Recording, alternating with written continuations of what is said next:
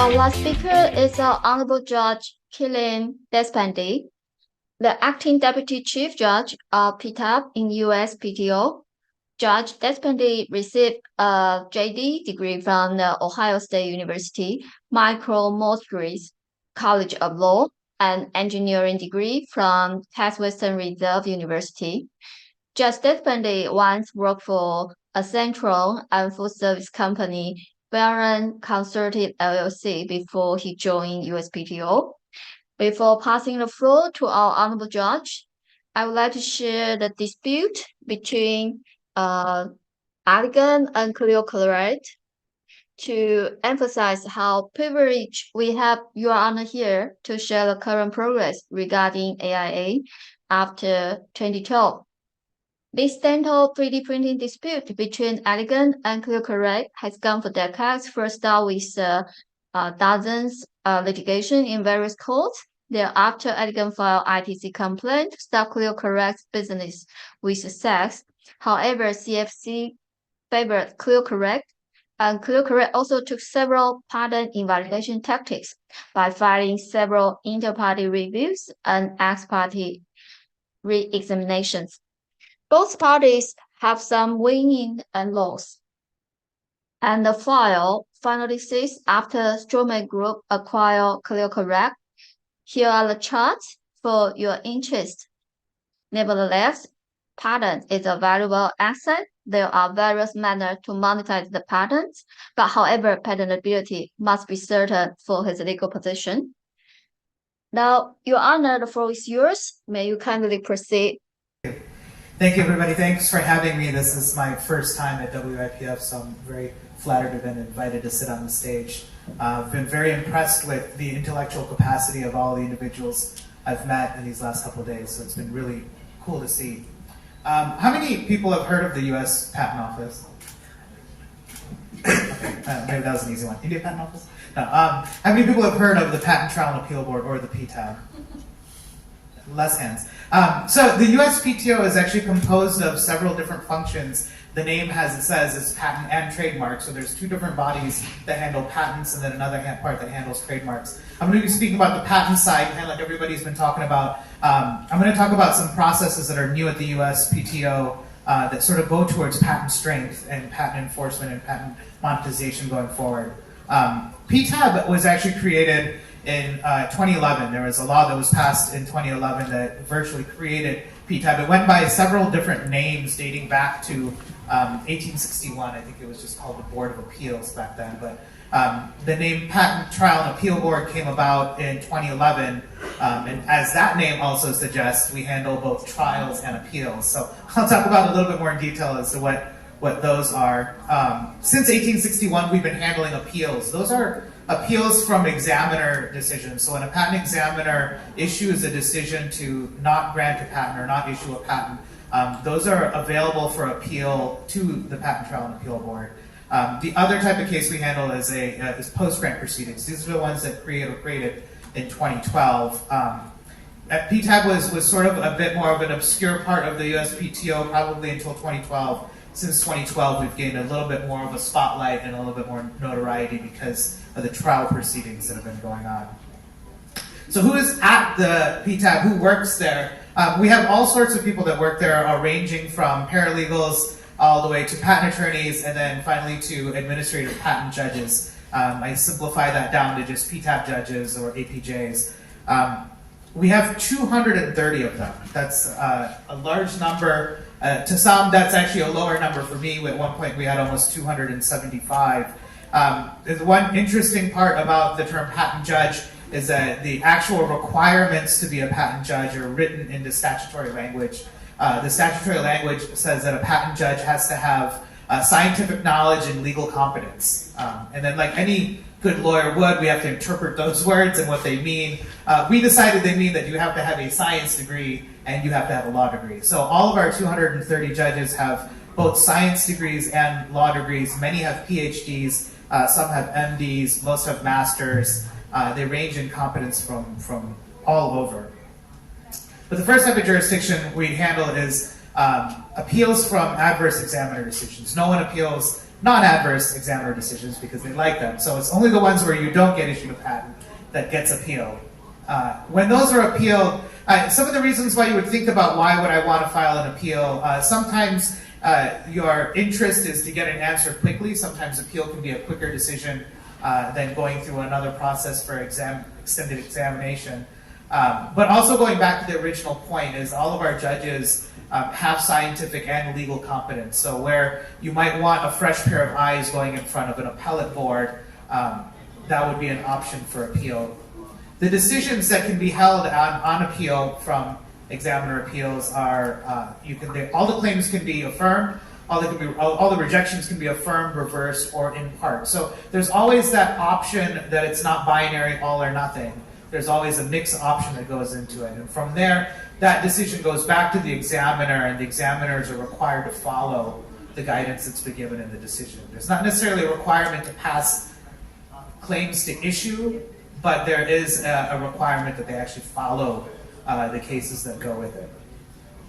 I'm going to keep this moving fast, so I will save some of your enablement questions till the end. I can always give you the government answer on those, which is different than all the other answers I heard. I can assure you on enablement, your claim should be enabled. That's the period point we say from the government.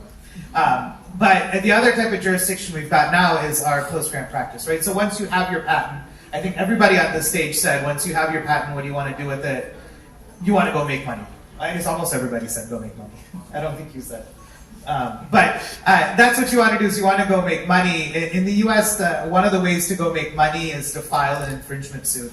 About 85% of the infringement suits that happen in district courts have a parallel PTAB proceeding associated to it.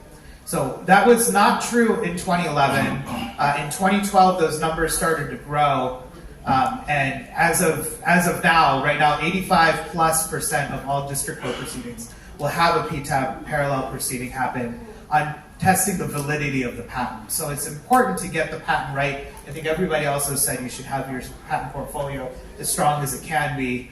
The reason for it is one of the things that can happen is it can come back to the USPTO and to the Patent Trial and Appeal Board to review for patentability. Now this post-grant proceeding is new to the US. We've only had it since 2012. But these post-grant proceedings are not new to India, they're not new to Europe.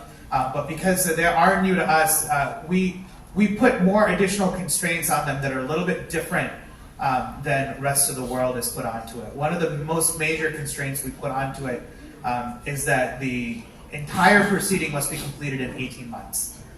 There's no real exception around the 18-month rule. It's a two-stage process. The first stage of the process is 6 months, and that is to determine whether a trial will be had over that patent or over those claims. Once that decision is made, then the remainder of the trial must be completed in 12 months. So the average case in the US that goes to a district court may take 4 to 5 years. We do a maybe not a similar process, but we handle our proceedings within 18 months. I think when we originally started the processes in 2012, if you counted the number of judges at PTAB, it was around 75. And then we peaked in 2016 at 275. The reason for that was the popularity of the proceedings. The number of proceedings that we were seeing increased so high that we had to hire almost 200 judges to cover the amount of cases that came to the USPTO.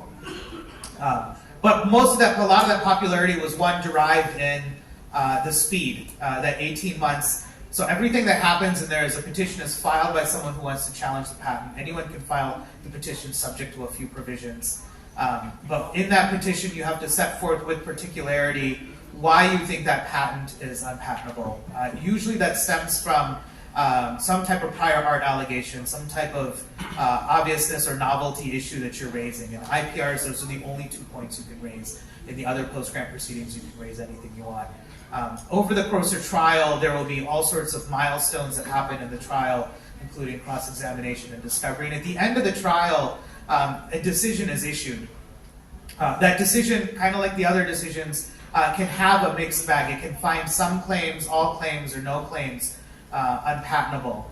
And so as you can see how that plays out, a lot of times when these cases are filed in district court, they will stay their proceedings pending a USPTO trial or PTAB trial because of the speed and because of what is coming out in the decisions. With those decisions, from that point on, the petitioner is a stop. The person challenging the patent is a stop from raising any more challenges. So one of the things that's different about the U.S. system is that there are limitations to the number of post-grant proceedings that can be filed against the same patent by the same party. There's a certain number of limit as to the number of parties at the same time that can be challenging the same patent and the same claim. So we've progressed over time to sort of finalize out some of our changes that we want to put in. I'll give you some numbers and then talk about the current state a little bit, and then I know I'll wrap up to get everyone's questions. But one of the things that we handle is our appeals. We take in nearly 7,400 examiner appeals per year. It's a great facility to have that's within-house, within the patent office itself, is the ability to appeal. We can dispose of nearly 7,200 of those appeals in a year. That's about consistent over the course of time. We take in nearly 7,500 a year, and we handle nearly 7,500 every year. And when you're thinking about it timing-wise, how does that impact your decisions on appeal? We can handle an appeal within 12 months. That is our average. Some technologies are faster, some technologies are slower. That goes up and down based on the current state of the law and the current points of innovation. So in the 2000s and still currently, anything dealing with software is very, I'll say, hot in terms of innovation. So those have a little bit more of a delay in getting to.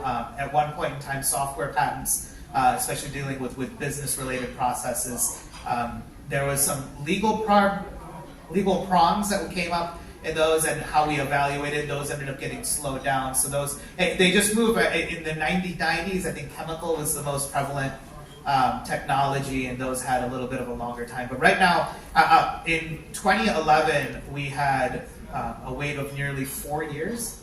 So from the time you filed your appeal, it would be about a 4-year time before your appeal was decided.